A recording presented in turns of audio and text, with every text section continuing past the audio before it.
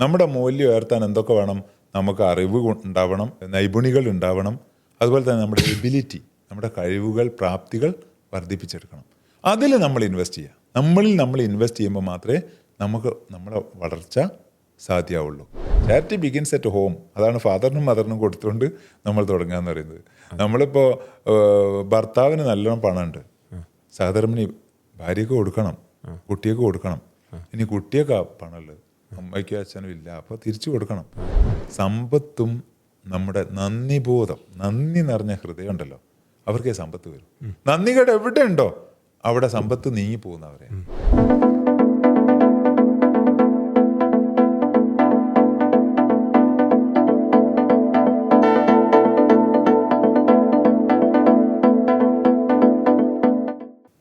നമ്മളിപ്പം ഈ വെൽത്ത് ബ്ലോക്സിനെ കുറിച്ച് പറഞ്ഞിട്ടുണ്ട്. അപ്പോൾ വെൽത്ത് ബ്ലോക്സിൽ നിന്ന് നമുക്ക് റിക്കവർ ആവാൻ, അതിൽ നിന്ന് രക്ഷപ്പെടാനായിട്ട് എന്തൊക്കെ കാര്യങ്ങളിലായിരിക്കും നമ്മൾ ശ്രദ്ധിക്കേണ്ടത്? പ്രത്യേകിച്ച് സാമ്പത്തിക അവസ്ഥ എന്ന് പറയുമ്പം നമ്മളെ ഒരു സാധനം വിൽക്കുകയാണെങ്കിൽ പോലും അതിന് മതിയായത്ര വാല്യൂ നമ്മൾ വാങ്ങണം എന്നാണ് പറയുക. അമേരിക്കക്കാരൊക്കെ ബന്ധങ്ങളൊക്കെ നോക്കാതെ ഒരു സാധനത്തിന് വില പറയും. അതുപോലെ തന്നെ നമ്മൾ വാങ്ങുമ്പോഴും അതിന് തക്കതായ വാല്യൂ കൊടുത്ത് നമ്മൾ വാങ്ങണം. ഹാർവർക്കർ പറഞ്ഞിട്ടുണ്ട്, നിങ്ങളുടെ വളർച്ച എത്രയോ അത്ര മാത്രമേ നിങ്ങളുടെ പണം വളരൂ എന്ന്. വളരെ പ്രധാനപ്പെട്ടൊരു സ്റ്റേറ്റ്മെൻറ്റാണ് അത്. അപ്പോൾ നമ്മുടെ വളർച്ച എന്ന് പറഞ്ഞാൽ നമ്മുടെ വാല്യൂ, നമ്മുടെ മൂല്യം ഉയർത്താൻ എന്തൊക്കെ വേണം? നമുക്ക് അറിവ് ഉണ്ടാവണം, അല്ലേ? നമുക്ക് സ്കില്ല്, നൈപുണികൾ ഉണ്ടാവണം, അതുപോലെ തന്നെ നമ്മുടെ എബിലിറ്റി, നമ്മുടെ കഴിവുകൾ, പ്രാപ്തികൾ വർദ്ധിപ്പിച്ചെടുക്കണം. അതിൽ നമ്മൾ ഇൻവെസ്റ്റ് ചെയ്യുക. നമ്മൾ ഇൻവെസ്റ്റ് ചെയ്യുമ്പോൾ മാത്രമേ നമുക്ക് നമ്മുടെ വളർച്ച സാധ്യമാവുള്ളൂ. അതുപോലെ ഈ ബ്ലോക്കുകൾ മാറ്റാൻ ഒരുപാട് വഴികളുണ്ട്. ആ വഴികളിൽ നമ്മൾ പോകുമ്പോൾ നേരത്തെ പറഞ്ഞ പോലെ ദാനധർമ്മങ്ങൾ വളരെ പ്രധാനപ്പെട്ട ഒരു വഴിയാണ്.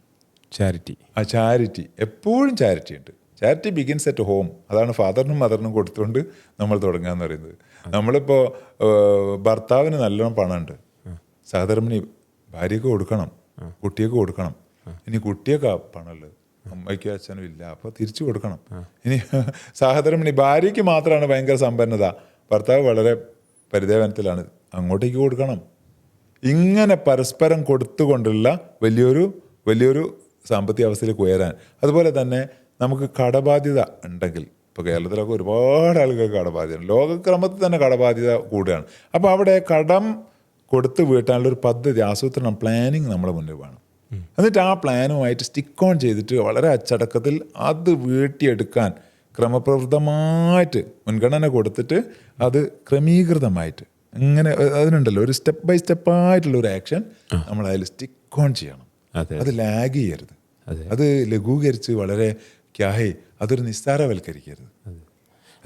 അതെ, കടം വീട്ടിൽ കൊണ്ട് തന്നെ വെൽത്ത് ആർജിക്കാനും പറ്റണം ഒരേ സമയം. അതാണ് പ്ലാൻ എന്ന് പറഞ്ഞാൽ. ഫിനാൻഷ്യൽ ആൻഡ് എക്കണോമിക് അടിസ്ഥാനപ്പെടുത്തിയിട്ടുള്ള നമ്മുടെ സാമ്പത്തിക ആസൂത്രണം പ്ലാൻ എന്നൊക്കെ പറയുന്നത് പണം ഉണ്ടാക്കിക്കൊണ്ട് തന്നെ നമ്മുടെ സംരംഭം മുടങ്ങാതെ നടക്കുകയും വേണം, സപ്ലൈസിന് പൈസ കൊടുക്കുകയും വേണം, ഡെറ്റിലേക്ക് ഒരു അവഹരി പോവുകയും വേണം, സേവിങ്സ് എന്തെങ്കിലും ഉണ്ടെങ്കിൽ അവിടേക്ക് നീക്കുകയും വേണം, നമ്മുടെ കുടുംബത്തിലേക്ക് പോകേണ്ട സംഭവങ്ങൾ മിനിമം പോവുകയും വേണം. ഇതെല്ലാം കൂടെ ബാലൻസ് ചെയ്യാന്നാ പറയാം. ഈ ബാലൻസ് തെറ്റിപ്പോകുമ്പോഴാണല്ലോ പ്രശ്നം വരുന്നത്. ആകെ ഡിലമ, ഭയങ്കര സ്ട്രഗിളാവും, ഒരു ഉത്തരം കിട്ടാത്ത വല്ലാത്തൊരു അവസ്ഥയിൽ എത്തിപ്പെടും. ആ അവസ്ഥയിൽ എത്തിപ്പെട്ടിട്ട് നാലുപാടും തിരിഞ്ഞു നോക്കിയാൽ നമുക്ക് മനസ്സിലാവില്ല. അതിനെന്തെങ്കിലും അറിവുള്ള ആളുകളുടെ സഹായം തേടണമെങ്കിൽ സഹായം തേടുക തന്നെ വേണം. വളരെ പ്രധാനപ്പെട്ട കാര്യം അത്. കാരണം ഫൈനാൻഷ്യലി സാമ്പത്തികമായിട്ട് പലർക്കും അച്ചടക്കവും ഇല്ല, സാമ്പത്തികമായ അറിവുമില്ല, സാമ്പത്തികമായി പറയുന്നതൊന്നും കേൾക്കുകയില്ല. അതെ, പ്രത്യേകിച്ചും ഈ കേരളത്തിൽ നമുക്ക് സ്കൂളുകൾ മുതൽ തന്നെ ഈ ഒരു ഫൈനാൻഷ്യൽ ലിറ്ററസി എന്ന് പറയുന്ന സംഭവം ഒന്നും കിട്ടുന്നില്ലല്ലോ. എഡ്യൂക്കേഷൻ നമുക്കൊന്നും കിട്ടുന്നില്ല. അതെ, പ്രായോഗികമായിട്ട് പ്രത്യേകിച്ച് വീടുകളിൽ നിന്ന് പോലും കിട്ടുന്നത് വികലമായിട്ടുള്ള ധാരണകളാണ്, നേരത്തെ പറഞ്ഞല്ലോ. അതെ, അപ്പോൾ ഈ ഒരു എഡ്യൂക്കേഷൻ വളരെ പ്രധാനമാണ്. അങ്ങനെയുള്ള എക്സ്പേർട്സിന്റെ അടുത്ത് പോയിട്ട് ഫൈനാൻഷ്യൽ ലേണിംഗ് വളരെ ഇമ്പോർട്ടൻ്റ് ആണല്ലോ, അല്ലേ? സമ്പത്ത് ആർജിക്കാനുള്ള എല്ലാ വിവരങ്ങളും വിജ്ഞാനങ്ങളും, അത് പുസ്തകമാവട്ടെ, യാത്രയാവട്ടെ, ആളുകളുടെ പ്രസംഗങ്ങളോ മറ്റ് ചിന്തകളോ ആവട്ടെ, അങ്ങനെയുള്ള ബിസിനസ്സുകാരുമായിട്ടുള്ള കൂടിച്ചേരലും അസോസിയേഷനോ, ഇങ്ങനെ ഒരുപാട് കാര്യങ്ങൾ ഇപ്പം വളരെ സാർവത്രികമായിട്ടുണ്ടല്ലോ. അപ്പം അതിലേക്ക് ആളുകൾ വളരെ ജാഗ്രതയിൽ പോകണം. പിന്നെ ഒരു പ്രധാനപ്പെട്ട എന്താ പറയുക, സമ്പത്തും നമ്മുടെ നന്ദിബോധം, നന്ദി നിറഞ്ഞ ഹൃദയം ഉണ്ടല്ലോ, അവർക്കേ സമ്പത്ത് വരും. നന്ദികേട് എവിടെ ഉണ്ടോ അവിടെ സമ്പത്ത് നീങ്ങി പോകുന്നവരെ. അത് വളരെ പ്രധാനപ്പെട്ട ഒരു സാധനം. Gratitude is richness, ingratitude is poverty. അതുപോലെ ദുഃഖം, സങ്കടം, പഴയ അവസ്ഥയിലുള്ള നിരാശ, കടം, നഷ്ടം, ലൂസ്, ഇങ്ങനെ കാര്യങ്ങളിലേക്ക് നമ്മുടെ മനസ്സ് അപതിച്ചിറങ്ങിപ്പോയാൽ പിന്നെ കയറി വരാൻ പറ്റൂല. അപ്പോൾ അവിടെ ഹാപ്പിനെസ് എപ്പോഴും ഒരു പോസിറ്റീവായിട്ടുള്ള ആളുകളും പോസിറ്റീവായ സന്ദർഭങ്ങളും പോസിറ്റീവായ വിചാരങ്ങളും വികാരങ്ങളും കൊണ്ടുവരിക, അഫർമേഷൻ പോസിറ്റീവാക്കുക. അവിടെ സമ്പത്ത് നമ്മളുടെ അടുത്തേക്ക് വരുള്ളൂ. പിന്നെ സമ്പത്തിന് വേണ്ടിയിട്ട് കുറേ പിന്നെ വെൽത്ത് ക്രിയേഷൻ മൈൻഡ് സെറ്റ് എന്ന് പറഞ്ഞ ഒരു വീഡിയോ നമ്മൾ ചെയ്തിട്ടുണ്ട്. വളരെ പ്രധാനപ്പെട്ട വീഡിയോ ആണ്. അവിടെ കുറേ കാര്യങ്ങൾ പറയുന്നു. അതായത് സമ്പന്നരുടെയും ദരിദ്രരുടെയും ഒരു അത് വളരെ അത് ഒരു വീഡിയോ. ഇത് വേറൊരു വീഡിയോ ഉണ്ട്. അതെ അതെ, വെൽത്ത് ക്രിയേഷൻ മൈൻഡ് സെറ്റിൽ ഒരു വീഡിയോ ഉണ്ട്, 10ഓളം കാര്യങ്ങൾ പറയുന്നുണ്ട്. പിന്നെ സമ്പന്നരുടെയും ദരിദ്രരുടെയും പിന്നെ ലക്ഷണങ്ങളും ആ ശീലങ്ങളും. അത് ഏറ്റവും പ്രധാനപ്പെട്ട എന്താ അറിയോ, നമ്മൾ പണക്കാരെ കുറ്റം പറയരുത്. പണക്കാരെ വെറുക്കുകയും കുറ്റം പറയുകയും ചെയ്താൽ തന്നെ പണം വരില്ല. പണക്കാരെ ഇഷ്ടപ്പെടണം. ഓരോരുത്തരെയോ കഷ്ടപ്പെട്ടിട്ടല്ലേ അങ്ങനെ പണമാകുന്നത്. അപ്പോൾ അവരെ ഇഷ്ടപ്പെടുകയും വേണം. പണക്കാരുടെ നല്ല ശീലങ്ങൾ നമ്മൾ പഠിച്ച് അത് ശീലിക്കുകയും വേണം. പിന്നെ ദരിദ്രരുടെ ഒരു പോവർട്ടി ലൈനിലുള്ള ആളുകളുടെ ശീലങ്ങൾ നമ്മൾ ഭയത്തോടെ അകലണം. വളരെ പ്രധാനപ്പെട്ടാണ്. അത് തന്നെ നമ്മൾ എടുത്താൽ. അതെ അതെ. പിന്നെ വളരെ പ്രധാനപ്പെട്ട് ഇന്നലെ വരെ ചെയ്തുകൊണ്ടിരുന്ന കാര്യങ്ങൾ ഇന്നും ചെയ്തുകൊണ്ട് നമ്മൾ പുതിയൊരു സംവിധാനം, പുതിയ സമ്പത്ത് വരുമെന്ന് വിചാരിക്കരുത്. അതെ, ഇന്നലെ വരെ ചെയ്തുകൊണ്ടിരിക്കുന്ന കാര്യങ്ങൾ തന്നെ നാളെയും തുടർന്നാൽ എന്ത് സംഭവിക്കും? ഇന്ന് വരെ കിട്ടിക്കൊണ്ടിരിക്കുന്നത് നാളെയും കിട്ടും എന്നല്ലാതെ പുതിയ കിട്ടൂലല്ലോ. ഇല്ല ഇല്ല. അപ്പോൾ എന്തൊക്കെയോ മാറ്റം വരുത്തേണ്ടതിട്ട് അത് വളരെ പ്രധാനപ്പെട്ട കാര്യമാണ്. ഒരു ഡ്രാസ്റ്റിക് ഷിഫ്റ്റ് നമ്മളെ ഉള്ളിൽ നിന്ന് തന്നെ വരണം. ഒരു അർജ് നമ്മളെ ഉള്ളിൽ നിന്ന് തന്നെ അതിലേക്കുള്ള ഒരു സ്വിച്ച് ഓവർ വരേണ്ടതുണ്ട്.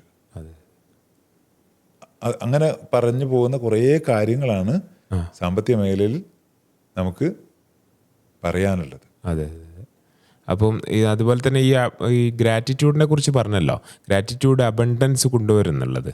അപ്പോൾ ഈ സ്കേഴ്സിറ്റി അല്ലെ ഇല്ലായ്മയൊക്കെ വരുന്നത് ഈ ഗ്രാറ്റിറ്റ്യൂഡിൻ്റെ കുറവ് ഒരു കാരണമായിരിക്കും. വേറെ എന്തായിരിക്കും ഈ സ്കേഴ്സിറ്റി ഇല്ലായ്മയിലേക്ക് കൊണ്ടുചെന്നിരിക്കുന്ന സൈക്കോളജിക്കൽ ഇഷ്യൂസ്? അതെന്താണെന്നറിയോ, വീട്ടിലൊക്കെ എപ്പോഴും കേട്ടത് ഇല്ലായ്മേൻ്റെയും ദാരിദ്ര്യത്തിൻ്റെയും കഥകളാണെങ്കിൽ, അങ്ങനെ ഒരു ചുറ്റുപാടിലാണ് നമ്മൾ ജീവിച്ചുകൊണ്ടിരിക്കുന്നതെങ്കിൽ, ആളുകൾ നമ്മളോട് സഹവസിക്കുന്ന, നമ്മളോട് കൂട്ടുകൂടുന്ന ആളുകളൊക്കെ ഈ പണത്തിൻ്റെ ദാരിദ്ര്യവും പട്ടിണിയെക്കുറിച്ചും ഇത്തരം കാര്യങ്ങളാണ് പറഞ്ഞുകൊണ്ടിരിക്കുന്നതെങ്കിൽ നമ്മളത് സ്വാധീനിക്കുന്ന ഉറപ്പാണ്.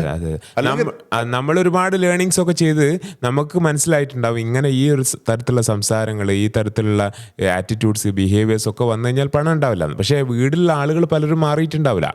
അപ്പോൾ അവരുടെ ടോക്സ്, അവരുടെ ബിഹേവിയേഴ്സ് നമ്മളെ സ്വാധീനിക്കുമല്ലോ. അപ്പോൾ അത് സ്വാധീനിക്കാതിരിക്കാൻ എന്ത് ചെയ്യും? അത് പ്രധാനപ്പെട്ട ഒരു കാര്യം എന്ന് പറഞ്ഞാൽ, ഉള്ള ഫ്രണ്ട്സിനെ ഇല്ലാതാക്കാനുള്ള കാര്യമല്ലേ പറയുന്നത്. നമുക്ക് നമ്മുടെ ചുറ്റുപാടുള്ള 10 പേരുടെ ആവറേജ് ആയിരിക്കും നമ്മൾ എന്നാ പറയാം. അത് നമ്മുടെ സാംസ്കാരിക നിലവാരം അതായിരിക്കും, നമ്മുടെ ലൈഫ് സ്റ്റാൻഡേർഡ് അതായിരിക്കും, നമ്മുടെ റവന്യൂ, വെൽത്ത്, നമ്മുടെ മണി, ഈ അളവൊക്കെ അതുപോലെ ആയിരിക്കും. അപ്പം അത് നമ്മൾ വളരെ സാഹൂതം ചിന്തിക്കണം. അപ്പം നമ്മളുടെ സർക്കിളിനെ നമ്മളൊന്ന് പ്യൂരിഫൈ ചെയ്യണം. അവരെ നന്നാക്കി എടുക്കാൻ നമ്മളുടെ ലീഡർഷിപ്പ് കൊടുക്കുക എന്നുള്ള ഏറ്റവും പ്രധാനം. ഇനി നന്നാക്കാൻ പറ്റാത്ത ആളുകളാണെങ്കിൽ നമ്മൾ ബന്ധം മുറിക്കാതെ, അവരെ ഒന്നും വെറുക്കാതെ നമ്മൾ എന്താക്കുക, നമ്മൾ സുരക്ഷിതരാകുക എന്നുള്ളത് പ്രധാനമാണ്. അവരെയും കൂടെ നമുക്ക് രക്ഷപ്പെടുത്താലോ. അതെ അതെ. നമ്മൾ നന്നായിട്ട് ഏൺ ചെയ്ത് കഴിഞ്ഞാൽ അവരെയൊക്കെ ഹെൽപ്പ് ചെയ്യാലോ, നമുക്ക് രക്ഷപ്പെടുത്താൻ പറ്റും. അതെ അതെ.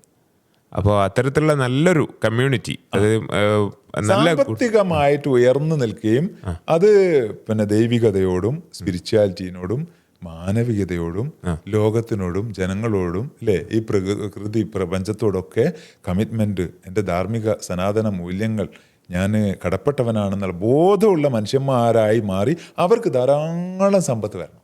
അതെ, അങ്ങനെയുള്ള നല്ലൊരു സാമ്പത്തികമായിട്ടുള്ള ഒരു കമ്മ്യൂണിറ്റി നമുക്ക് കേരളത്തിലും അതുപോലെ തന്നെ ലോകത്തിലൊക്കെ വരട്ടെ. തീർച്ചയായിട്ടും നമുക്ക് അതിനൊക്കെ കൂടെ നിൽക്കാൻ പറ്റണം. അങ്ങനെ ഒരു കമ്മ്യൂണിറ്റിയും ഒരു ഡെവലപ്മെൻറ്റും ഒരു പിന്നെ സംരംഭകരുടെ കൂട്ടായ്മയും ഒക്കെ നമ്മൾ ആഗ്രഹിക്കുന്നുണ്ട്. അതെ അതെ.